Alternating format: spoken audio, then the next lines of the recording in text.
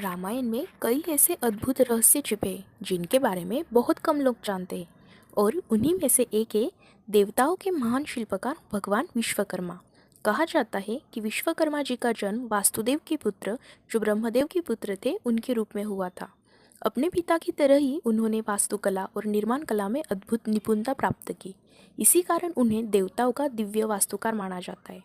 पुराणों के अनुसार भगवान विश्वकर्मा ने कई अद्भुत और दिव्य निर्माण किए।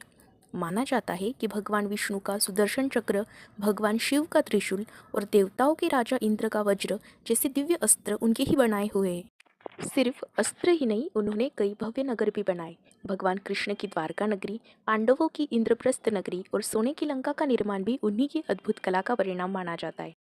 कहा जाता है कि लंका का स्वर्ण महल मूल रूप से भगवान शिव के लिए बनाया गया था, लेकिन बाद में रावण ने उसे अपने अधिकार में ले लिया। भगवान विश्वकर्मा की सबसे अद्भुत रचनाओं में से एक था पुष्पक विमान। ये विमान उन्होंने ब्रह्मा जी के लिए बनाया था। बाद में ब्रह्मा जी ने इसे कुबेर को दे दिया। लेकिन जब रावण को इस अद्भुत विमान के बारे में पता चला तो उसने बलपूर्वक अपने भाई कुबेर से इसे छीन लिया। रावण के वध के बाद ये विमान विभीषण को मिला और उन्होंने इसे वापस कुबेर को सौंप दिया। आगे चलकर कुबेर ने यही विमान भगवान राम को उपहार में दिया और लंका विजय के बाद भगवान राम इसी पुष्पक विमान से अयोध्या लौटे थे। कहा जाता है कि ये विमान मन की गति से चलता था।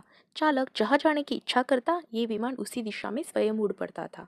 रामायण में इसका वर्णन एक सुंदर रथ की तरह मिलता है जो मोर के आकार का था, जिसके पंख थे और बीच में बैठने के लिए एक भव्य सिंहासन बना हुआ था।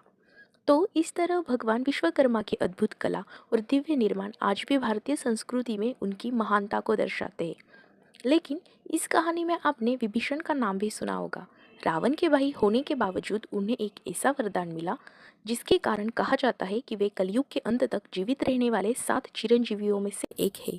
आखिर किसने और ऐसा क्या हुआ था कि उन्हें ये दिव्य वरदान मिला? अगर आप इसकी पूरी रहस्यमयी कहानी जानना चाहते हैं तो हमारी अगली वीडियो ज़रूर देखें।